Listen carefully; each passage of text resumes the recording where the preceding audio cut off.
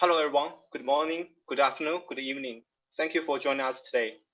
My name is Tian Ye. I'm a MCMPS student here at Harvard Kennedy School. It's my honor to moderate the US-China relations panel discussion, which is also the closing session of the China Social and Economic Symposium organized by China Society at Harvard Kennedy School.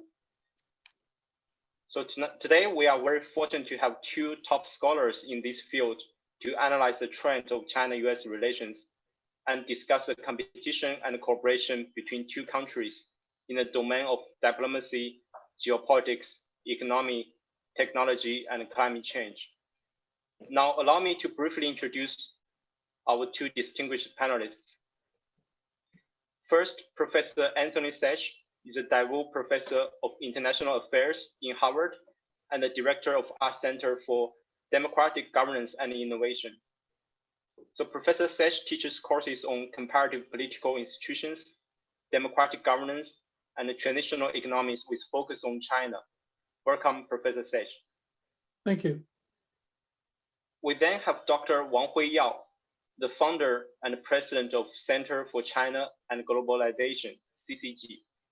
Dr. Wang is also a counselor to the China State Council, a vice chairman of Association of Economic Cooperation under the Ministry of Commerce, and director of Chinese People's Institute of Foreign Affairs, as well as a vice chair of China Public Relations Association.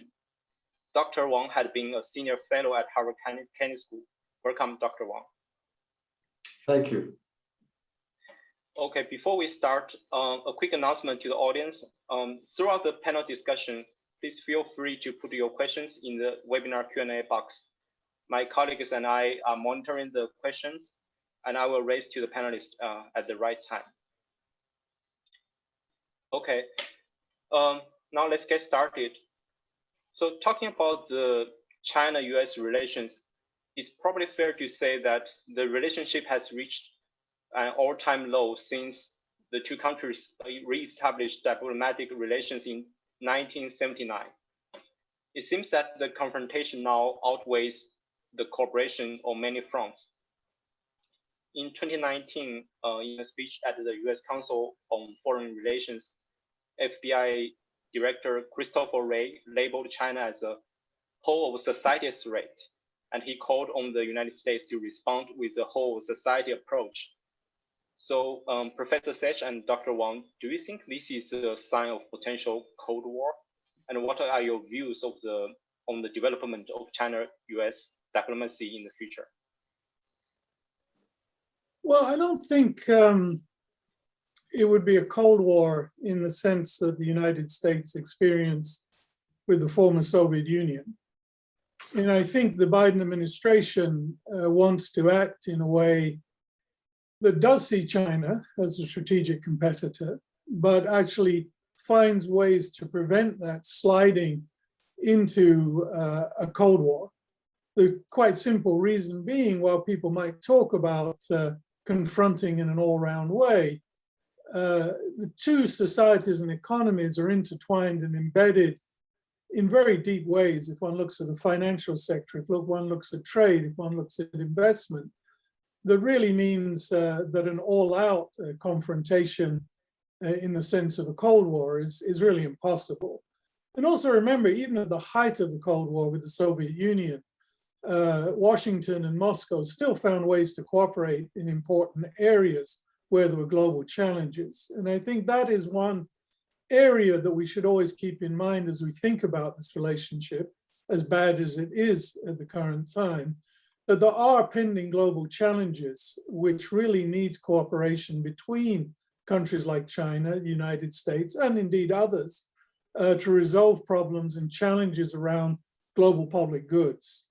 So yes, the relationship is very confrontational at the moment, but I think one has to accept the reality from Washington's point of view that China exists, it's not going away anytime soon, and that neither, actions in Washington are not going to change domestic behavior in China, and neither are actions from Beijing going to change domestic behavior in the United States. And with that as a basis, I think we have to build platforms about where is it legitimate to have competition? What are the areas of conflict? Many of those, of course, around territorial issues. But how do you build guardrails to stop those sliding into a dangerous area? And where might one look for competition? Thanks, Alvin. I think that absolutely, I agree with what Professor Saich just said, and it was really not a coincidence. I mean, that Professor Saich actually shared quite a few viewers that actually I had a dialogue with Graham Allison, with Joseph and I, and of course now with Tony, three very famous Harvard professors. All of them actually don't think the Cold War is a better energy for Sino-US relation. For example, Graham Allison said this is impossible. If you have a Cold War, we can be dead all over. So that is not really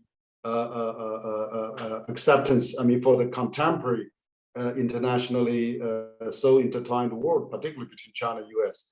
I had a talk with Joseph and I just 2 nights ago, and he really thinks that Cold War was not the right way to use it, because nowadays it's different with the Soviet Union era or Cold War era, or so that we shouldn't really push for that, because it's there's so many things we are already among each other. We are already interconnected.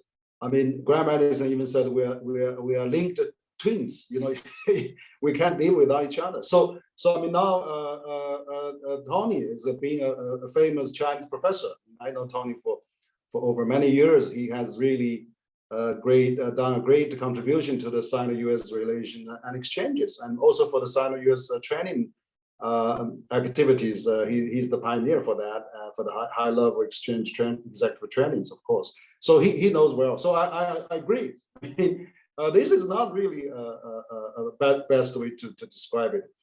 There's probably, you know, I think that now that President Biden and President Xi during their 2 hours long telephone call on the eve of Chinese New Year, both sides acknowledge that they're not seeking confrontation, which is great. I noticed the Biden speech on the 100 days, which he gave just very recently to the Congress, that he's also now seeking confrontation. So that we really get into some kind of Olympic spirit. You know, let's have a healthy, peaceful competition. But really, we should seek more collaboration. So the climate summit that just happened last week was a good example that President Biden, President and 30 leaders sit down and talk about this. That is the best way to go. I really think this is. I'm glad that Harvard professor have this kind of consensus as well. Thank you. I think on that, Huiyao, you know, I agree that there has to be competition. That doesn't mean there's not enough space for both countries to develop. You know, without going into detail, it's quite clear that we have different values. There's many things that Americans find objectionable about Chinese practices. And of course, there's many things in Beijing that people find problematic with American behavior. And those things have been made very clear. I think the one thing that China has realized better than America is that future competition is about geoeconomics rather than, say, in the Cold War, which also included very strong military components. Now, that's not to say there's the potential for military challenges, but I think where China has been moving ahead and Washington has been slow to catch up on is with its outbound projects with the Belt and Road, that it's gaining traction in the economy. And I think one of the challenges for America is that you begin to see emerging in Asia, an economic Asia, which increasingly has China at the core because of its trade and investment, where America has been left somewhat behind. But you still have the remnants and the strength, in fact, of a security Asia, which still has America at the core, and which still has a very strong band of alliances that China really doesn't possess. And while the previous administration maybe let those alliances wilt. I think it's clear that the Biden administration sees part of its strategy as reviving those alliances.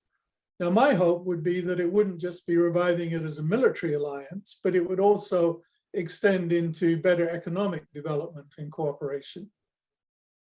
Yeah, great. Yeah, that's right. That's exactly probably we should work on. And China actually is seeking more economic collaboration with the region. For example, they signed RCEP just last November, and they signed, and they're trying to join CPTPP. Also, it's an Asian Pacific trade, future trade scheme. So exactly, ASEAN is already become a large trading partner with China.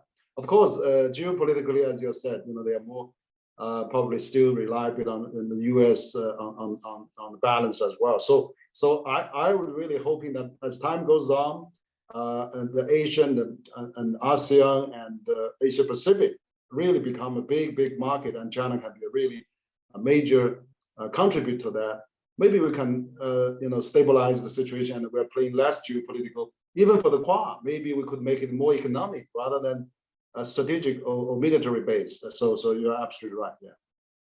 Yeah, I do think that it was a major error from the United States' part not to have disengaged from the TPP process, because it would have kept the United States with a strong role in the Asia region.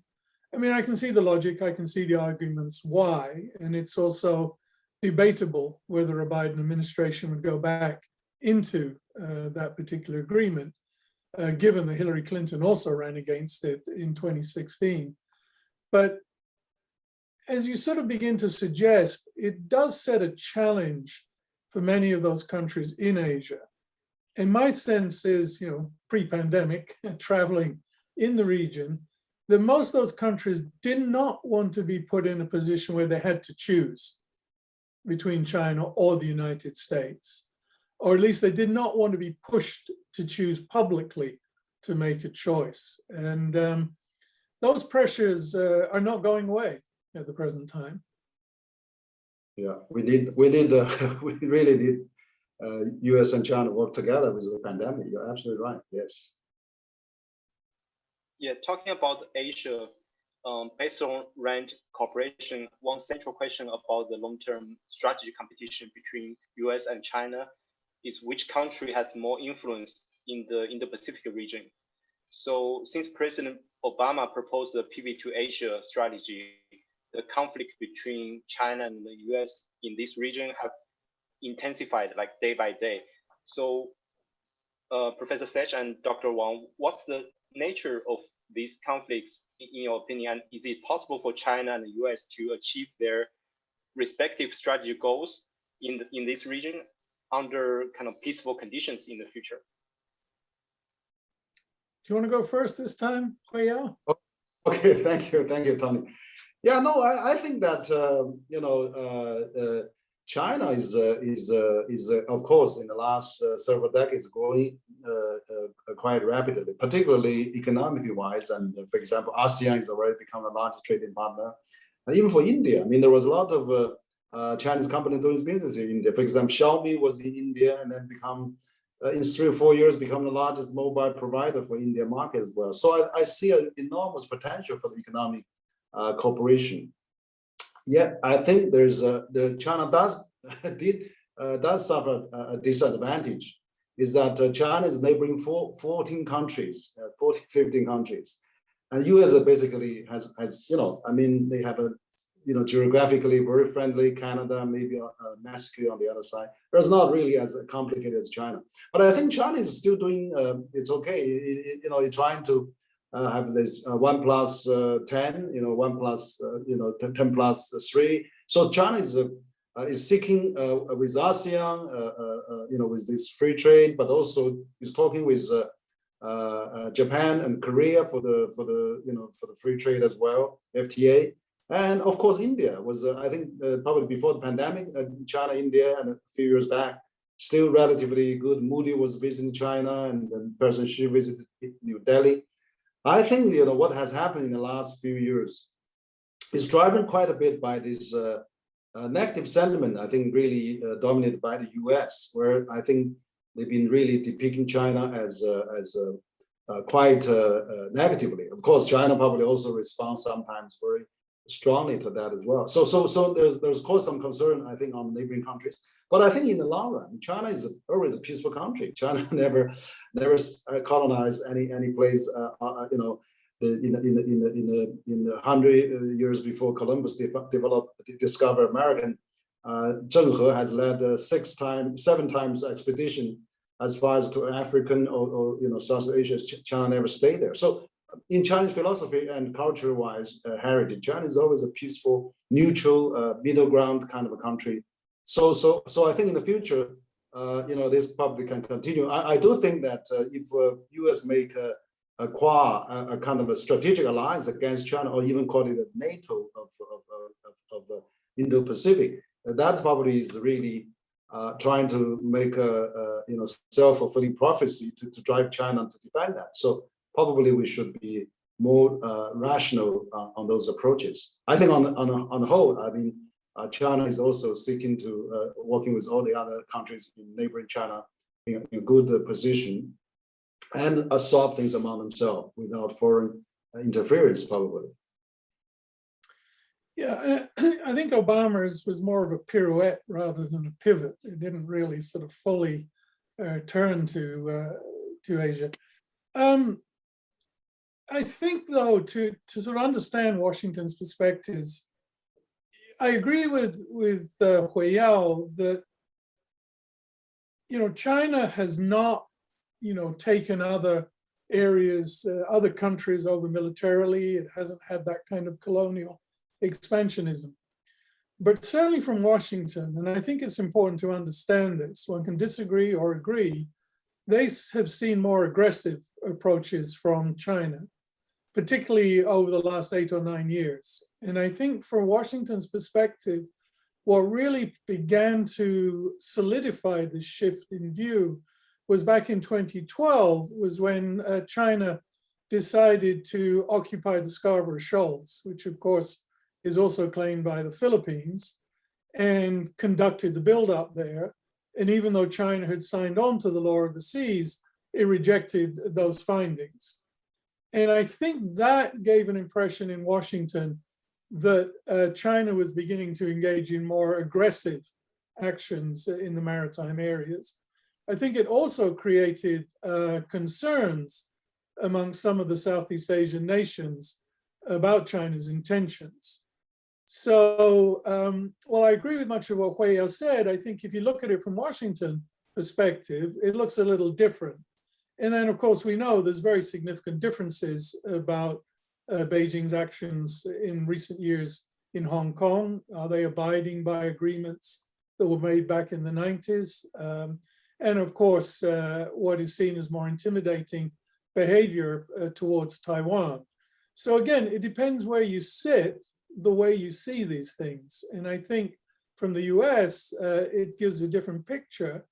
And one can understand, what is called the wolf warrior diplomacy, the more aggressive defense of Chinese actions. It doesn't play well globally for the most part. And I think if you look at a lot of opinion polls in different countries, again, that has created concern and in some cases declining popularity. And I think it's something that China is going to have to adjust to over time, that China now is a global power and it has to behave like a global power. And so, behavior that appears could be taken to be seen as threatening will not go down too well. Falling back on the 100 years of humiliation. Yes, that's true, but is that what you want to hear from a major global power moving forward? So I do think both capitals need to adjust their rhetoric and behavior. Yeah, I think so. That one of the disadvantages China has is that 90% of the international major media outlets are in English, which influential. And also, America also quite dominant on those narratives. And So China still has a long catching up to do in terms of trying to explain itself better, and of course also to let people to see what will come out eventually. I mean, China, even for the neighboring of China hasn't really caused any major conflict for recent history. So I think that people may speculate, and but the problem is that U.S. has been sending their aircraft and fleet frequently to the South China Sea and the Taiwan Strait, very often. So that is really where I think China also felt has been threatened as well. China hasn't sent any people to Caribbean or military exercise in those regions. So I do agree.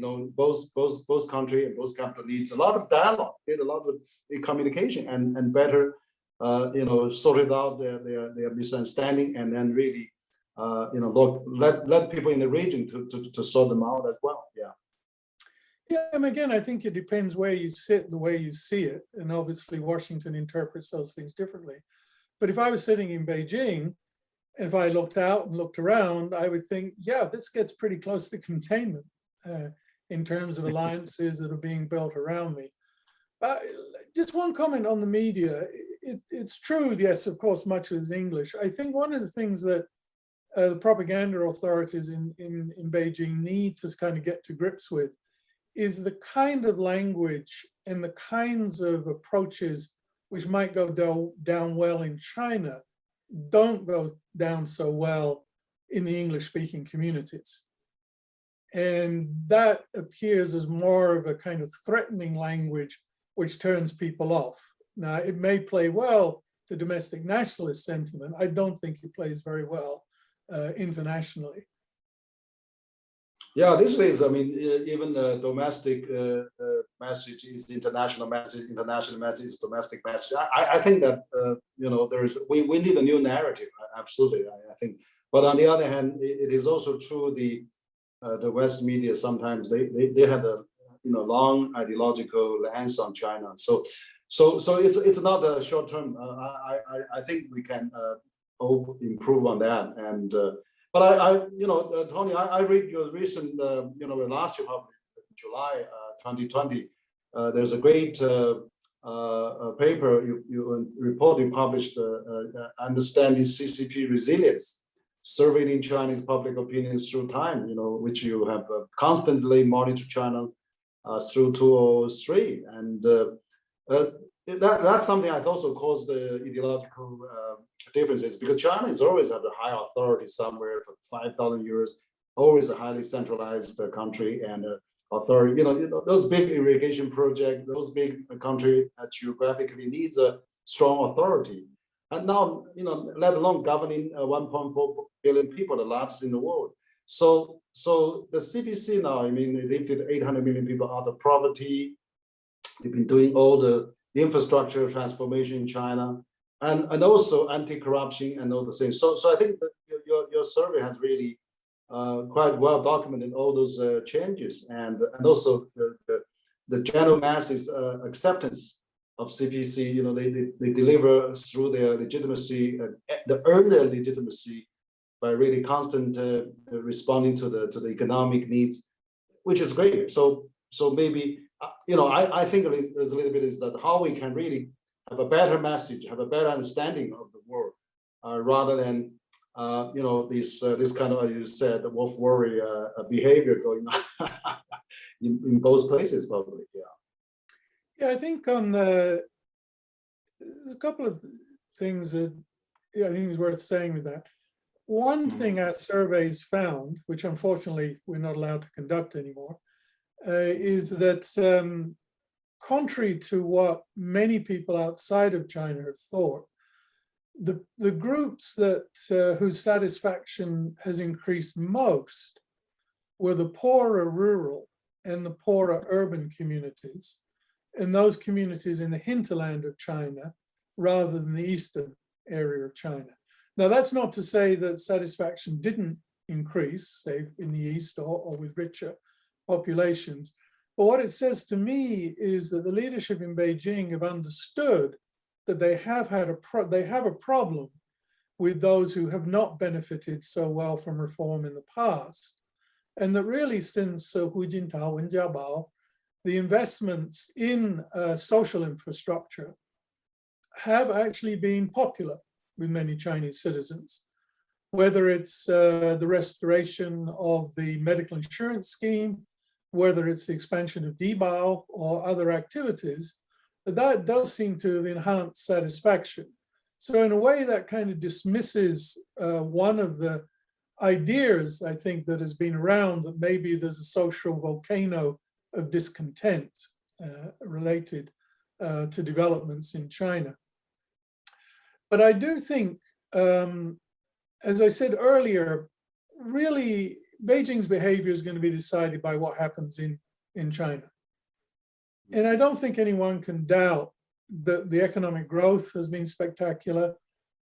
People coming out of poverty has been extraordinary. I think we can argue what really led to that. Was it state activity? Was it simply letting Chinese entrepreneurial habits come to the fore? But the real challenges are, can China get to the next step of its development? I mean, it's been extraordinary. One can be critical about a whole range of things, and people are, and I am as well. But you also have to acknowledge that some of that progress has been extraordinary and unexpected. But the real challenges now that lie ahead of getting from being a sort of upper middle income to a real high income country, I think are quite considerable. And some of the institutions which have served China well in the past may not be so effective moving forward. And I think this again is something that's ignored in Washington, where it tends to be, if you like, a straight line projection. China's developed in this way, it'll keep developing. How do we deal with that? And what might the threat be coming from that? Personally, I think China is going to be much more absorbed over the next 5 to 10 years with dealing with these domestic challenges, which is also going to limit its capacity to extend its power externally. And some people have already raised the question of, is China in a phase of overreach? Has it tried too much too quickly globally? Actually, I have some sympathy for that view. Yeah, thank you, Tony. Well, I really admire you. I mean, you've been conducting this survey and research, since 2003, and you've been, go to all those different areas of China. One of the very in-depth field studies with other professors too. I mean, very impressive. I do think though that you've been, because you frequently visit China, you were in charge of Harvard China executive training program. I mean, so if these days, if people come to China, they realize. I mean, it's incredible now. Even people living in China has been surprised. Like now, China has a 1.3 billion people covered with basic Medicare, and 1 billion people with some basic social security package as well. And of course, 1 to 9 year compulsory education, 1 billion smartphone users, and so I think the livelihood of the people really has gone up enormously, and so that probably attributes to the government efforts, of course, with the market reform. So I would always say China is a hybrid, with 6 to 7% of private enterprise, and then you have another 10-15 multinational, another 10-15 SOE. That probably provide a right balance to push the economy. And also with the bigger government coordination with one 5 years plan after another 5 years plan.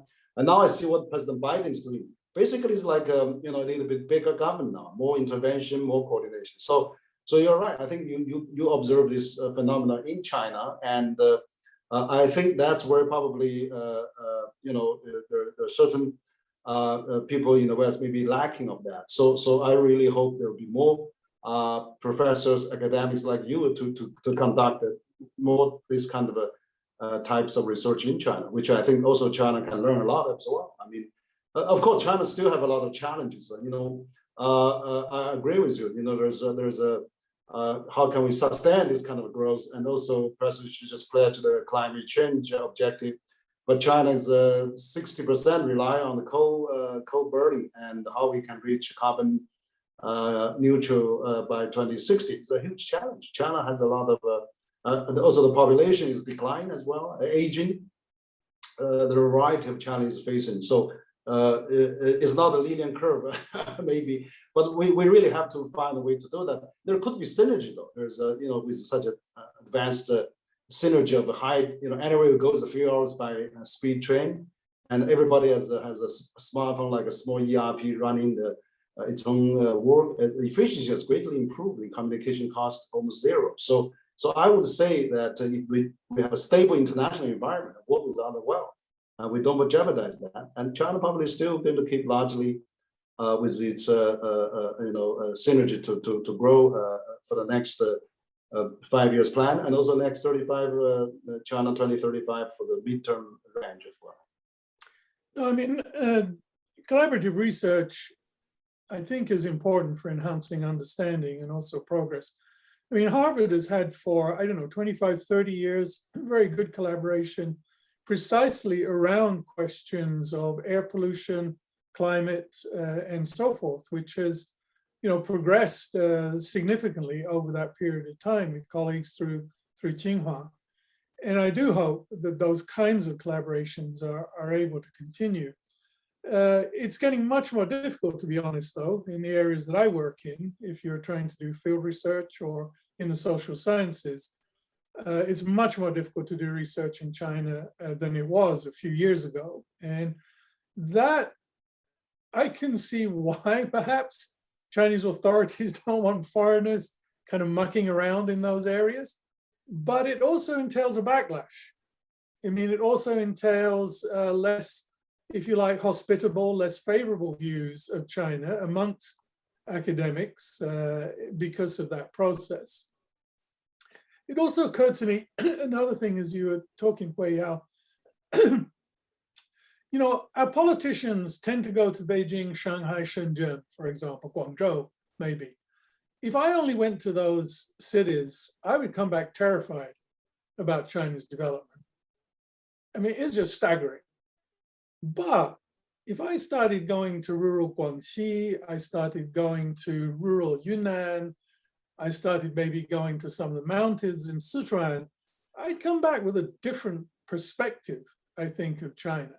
Going back to what I talked about earlier, that China's domestic challenges are complex and are going to entail considerable attention from the Chinese leadership. And it's not that the whole of China is now full of glittering skyscrapers like Shanghai or Shenzhen.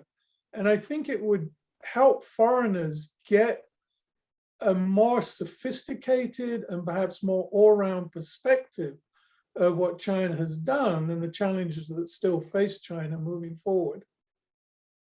Yeah, I agree. I think that absolutely we need more international academic exchanges. We need more international student exchanges, and we need more, veteran China hand like you to conduct more or guide more studies in China. I mean, I was also quite disappointed with the recent, particularly last few years. That it seems there's a phrase of the exchanges on the academics, and also the number of American students in China is dropping, and also the tourism to China is dropping too. I mean, even not to the level of the Beijing Olympic 12 years ago. So I really hope now with China infrastructure and all the accommodation hotels and all the things that we should really make it more friendly for our international visitors, and also international academic student exchanges.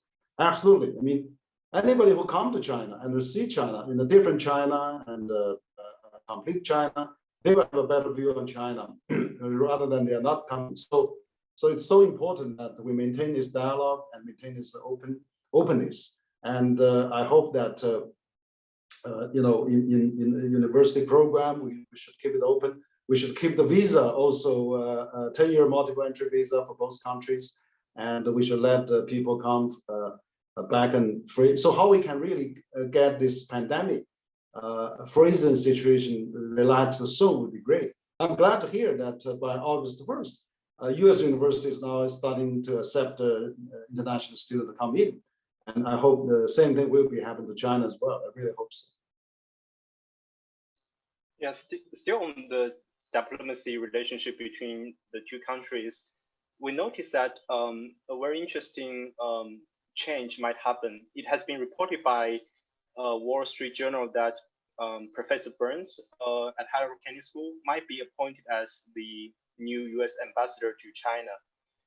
Ambassador Burns is well known for being a tough negotiator and also a strong advocate for of China's separation by actively calling for alliance with countries like Japan, Australia, European Union, you can name those countries. So he would be very different from the previous ambassadors to China in terms of like background and expertise.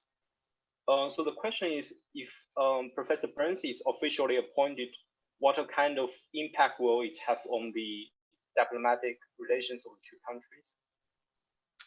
Yeah, of course, I have no idea whether he will be appointed, so I can't speak from that perspective.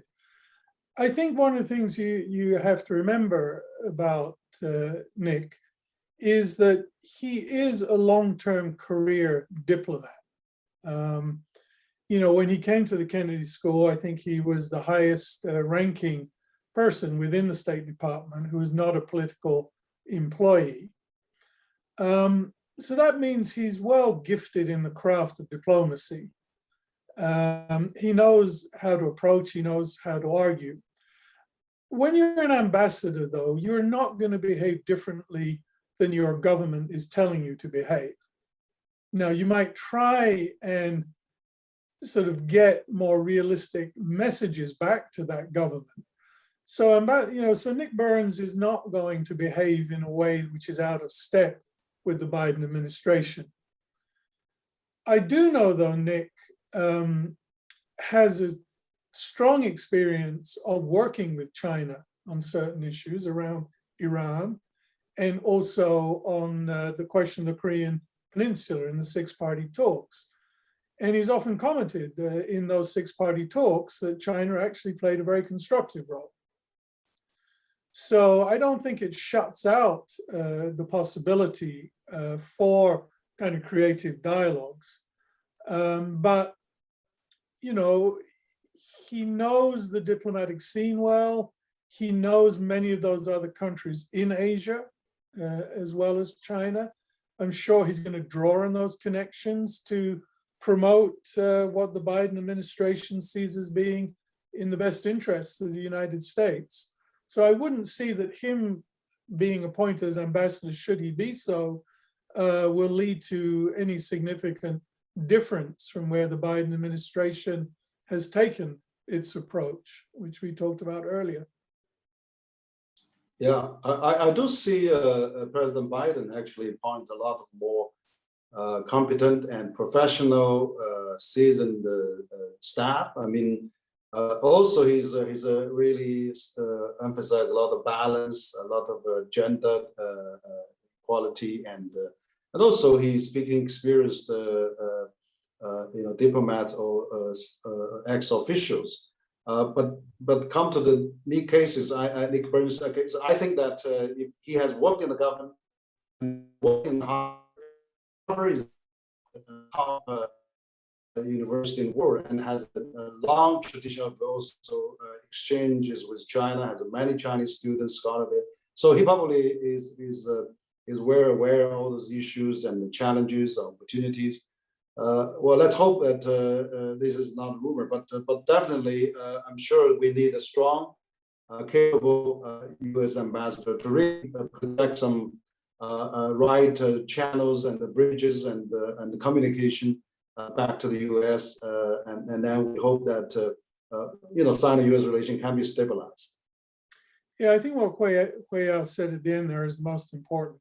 What you want from your ambassador is someone who can pick up the phone and talk to the president if there is an important issue or if there's information to be fed back.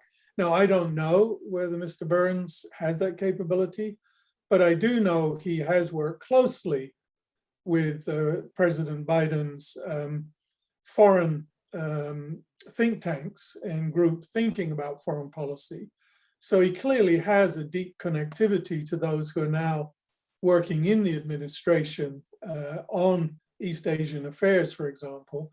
But as I said at the beginning, I have zero idea about whether he will or will not be appointed. But I just want to reemphasize the point I made that whoever gets there, you want someone who can pick up the phone and talk to the president directly. Yeah, thank you both. Yeah, as a student in Professor Burns' class, I do respect him and his expertise. I wish him great success if got appointed. And I really hope he can bring his diplomatic wisdom to China and restore the US-China relationship. Now let's move to the economic side. The China-US trade war that began in 2018 has already caused tremendous damage to both countries. So the question is, like under the Biden administration, will the economic decoupling between the two countries be eased, or it will be the opposite?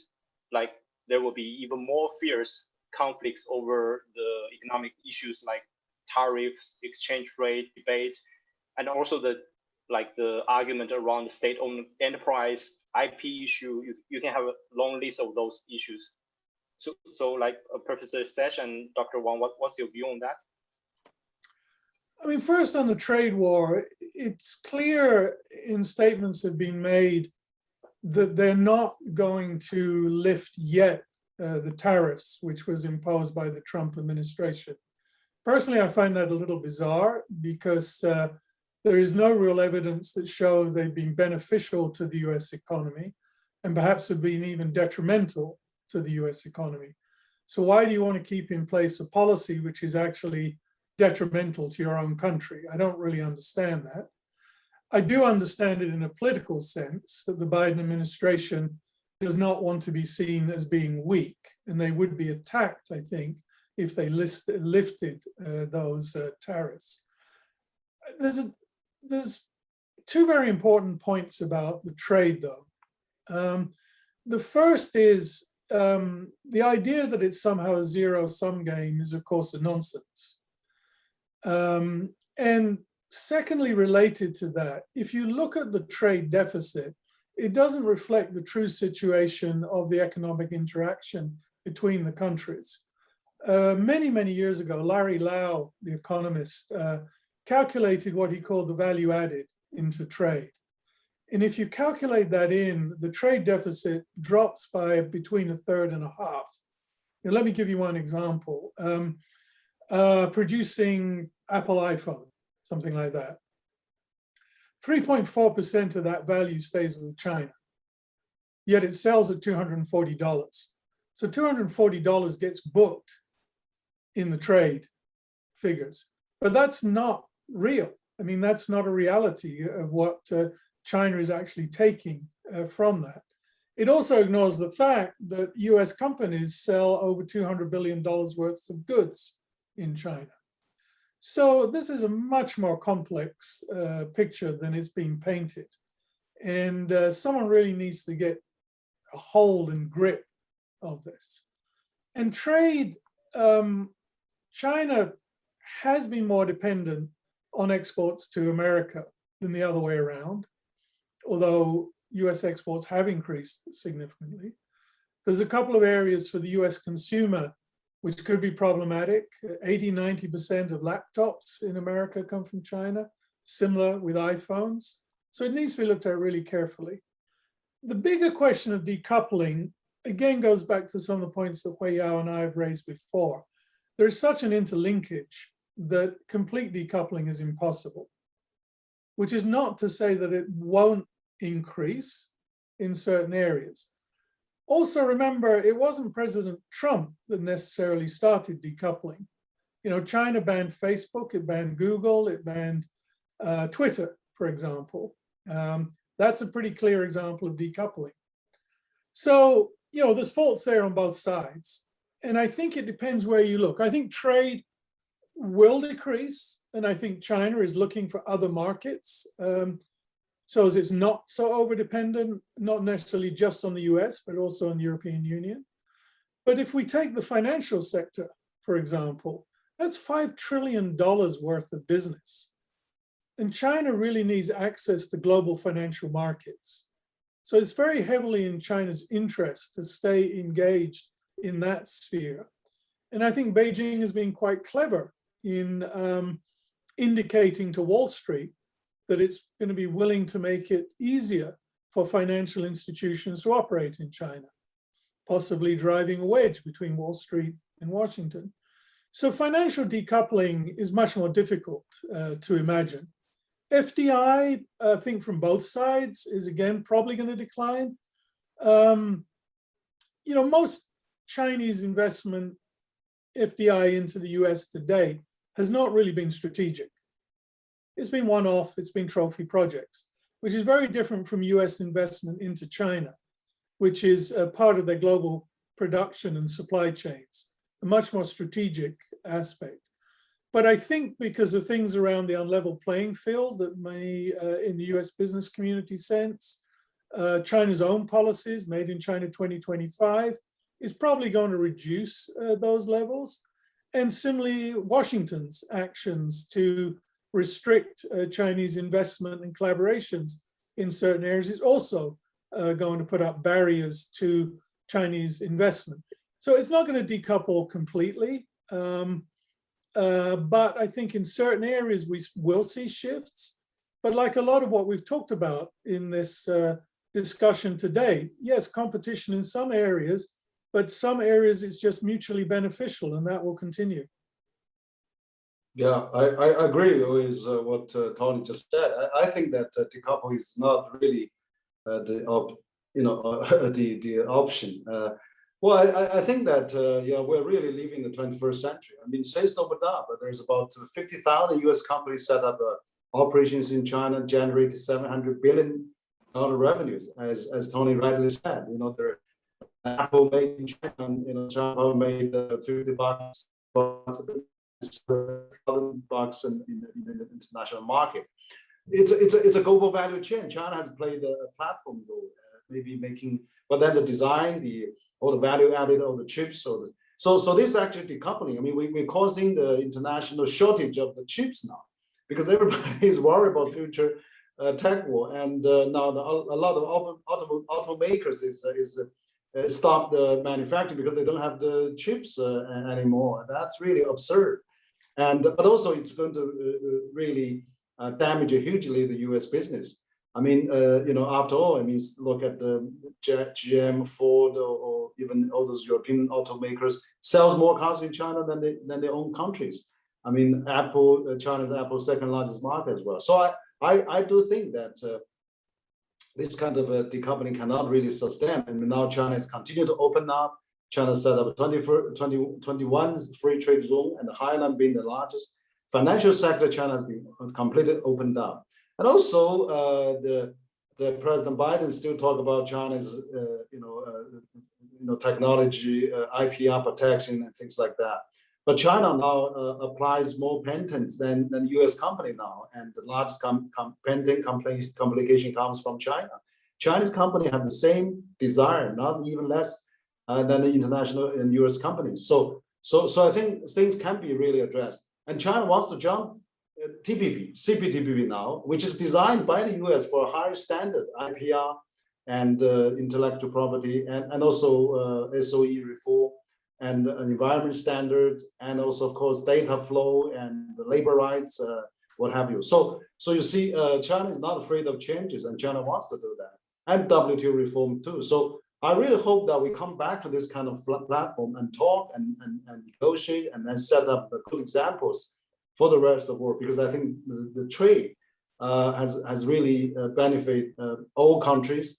As Tony also said, I mean the trade, I read one of your articles, that trade has from US to China since China joined WTO has gone up 500 times, 500%.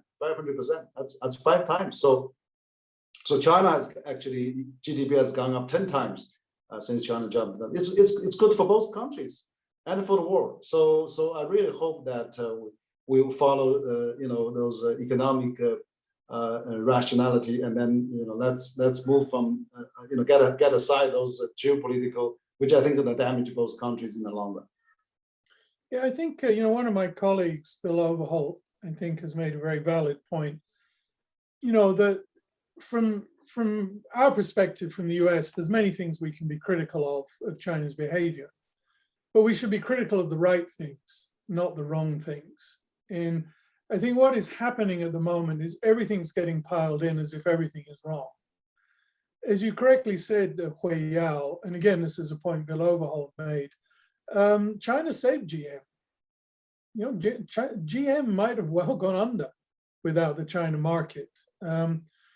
But there is an underlying issue where I think people in Washington and now the business community feel China may be making progress, but is not moving quickly enough. In some ways, yes, China is more open than our allies like Japan and South Korea in terms of business practices and engagement. But the real significant difference is, China is not the economy of 2000 when it joined WTO. And I think in those days, one could let a lot of practices and a lot of things slide. And now when you fast forward to 2021, where China is such a huge economy, can it really still operate under the principles in which it joined WTO, which gives it some elements of developing country status, some elements of developed country status. And I think if progress can be made in those areas, that would smooth the relationship enormously. Because otherwise we're going to continually get these criticisms. Oh, there's not a level playing field. Foreign business is not well treated, too much stealing of property rights and intellectual property, so on and so forth. And that's something I think both capitals really need to work on. Yeah, one thing has a close tie to the economic conflict is the technology competition between the two countries. Especially in recent years, the US has strengthened its blockade against the rise of China's technology, like from partnership between the companies to academia or cooperation between universities. So Dr. Wang and Professor Saich, the question is, are there a better way to kind of alleviate the US concern about the rise of China's technology power, or do you think this kind of blockage and separation will be continued, which even include the prohibition of Chinese students from going to the United States to study, like in STEM degrees?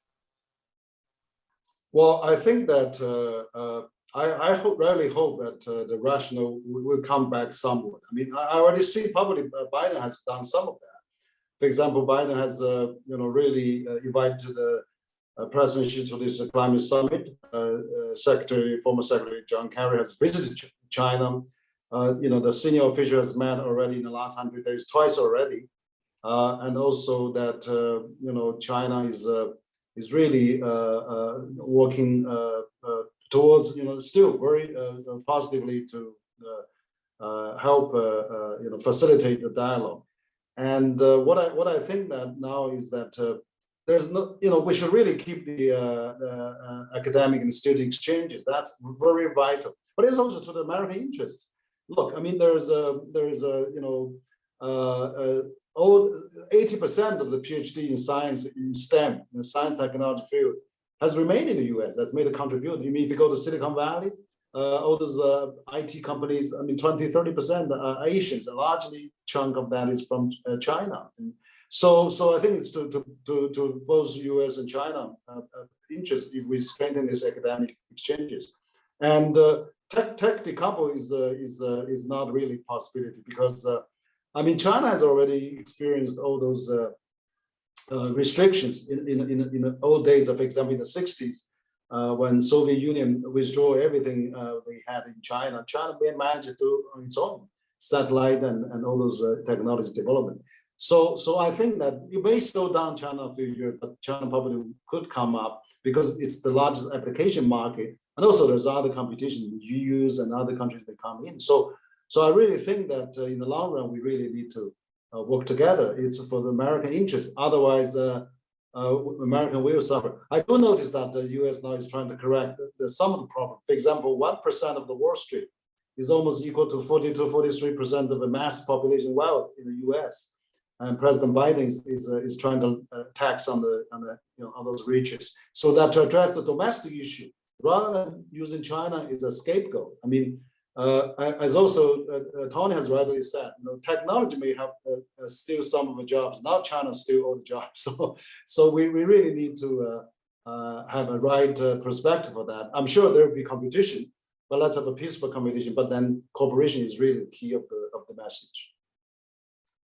Yeah, I think there need to be clear protocols agreed between the two countries on the technological space and also in the research sphere. But I do want to stress one thing again. China did start by blocking companies like Facebook, Twitter, Google.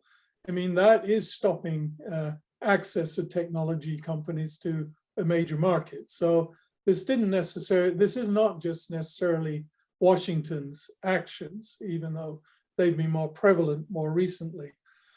On the question of STEM and STEM research, I'm not a specialist in that area, so I can't really speak clearly, but I think from Washington's perspective, what you really need is good national security advice. I have no idea what is, potentially dangerous research from a national interest perspective. And I'm sure the same applies in Beijing.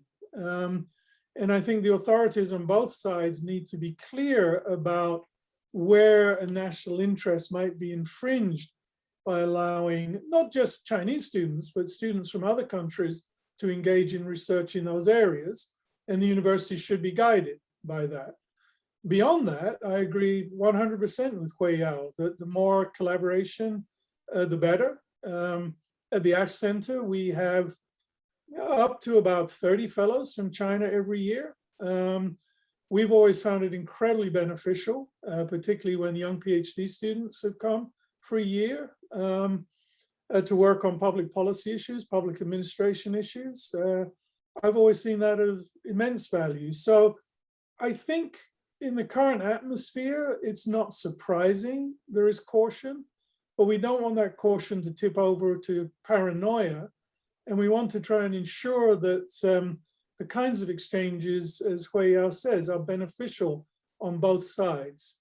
But I'm sure both sides have national security concerns, which is going to restrict interactions in certain areas, and that is quite appropriate. It applies to all countries, really. Yeah, I think that the best way to really build up the trust is through the academic, student, tourism, and the cultural exchanges.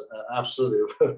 And Tony, you have played a lot of role in Bridge the Gap. It's really, we need to strengthen that. I think you're right, probably, maybe we should, let Google, Facebook, Twitter comes in, and but also US maybe relax on Huawei or ZTE or Alibaba or something. But that'd be really great if we can see that happen.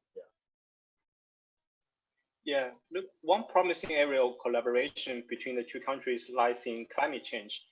Both of you mentioned that the climate envoy John Kerry visited China earlier this month, and he's the first official representative from Biden administration to visit China. He has already conveyed the intention to cooperate on climate change issues. So, however, many scholars are still worried that the potential cooperation would be affected by the overall Sino-US conflicts. Just cautious time, we don't have enough time, but can you quickly comment on this one? What's your views on the climate change cooperation? Yeah, I mean, it always has been one of the obvious areas for potential collaboration. It falls into what I talk about as being a collaboration on new public goods, where the existing norms and institutions are not settled. And I think those are areas where China and the US and other countries can collaborate, areas of global commons like climate change, global engagement with natural disasters, global regulation for some of these tech and other areas we've talked about. And I thought it was very interesting, I know we're short of time, that what Kerry said was he felt this was so important that it should be divorced from other contentious areas such as views on Hong Kong, Xinjiang, Taiwan, in trying to mark out a terrain for collaboration. Whether that's politically acceptable in Washington, I think we're going to have to watch and see. Absolutely, I think he's doing the right thing. I'm quite impressed with the former Secretary John Kerry. I mean, the special envoy now for President Biden. I met him last February, actually last year February, at the Munich Security Conference. He came to a CCG roundtable and he was giving a great speech then. He talked about the similar idea as Tony mentioned. I really think that given the current very negative sentiment, I mean, President Biden has done something like having a 2-hour-long phone call with President Xi at the eve of Chinese New Year. He stopped also using the ethnic or nationality language to refer COVID-19 virus. Basically, stopped banning using the China virus. So he's done quite a few things, but also he's also emphasized the alliance of that. But I would say the alliance also have a lot of collaboration with China. So we need really China, US need some time to build up the trust, even from the small areas. Let's do this through climate change. It would be a great area being the 2 largest economies. The next area would be pandemic. That fighting. If we can work together now, what happened in India? Really, it's an international crisis now. Both US and China probably can work together on that.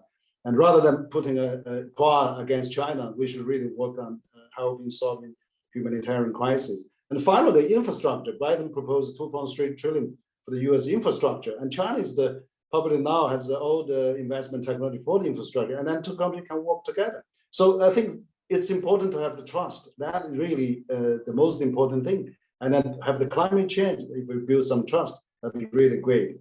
My staff was just telling me we had almost 1 million viewers online and for our dialogue. This is really great. I mean, we need this kind of dialogue. I really enjoy it. Yeah, thank you. Indeed, the climate issue is something so important that the two countries must find ways to work together, like for our planet and also for our future generations. This panel discussion is coming to an end. Allow me to kind of express our sincere appreciation on behalf of China Society at Kennedy School to Professor Saich and Dr. Wang for bringing us a very profound conversation on this very complex issue. Thank you both. And thank you for the invitation. And great to see you again, Huiyao. Thank you, Tony. Yeah. Thank you. And to our audience, thank you for joining us today. All the best and have a lovely weekend. Bye-bye.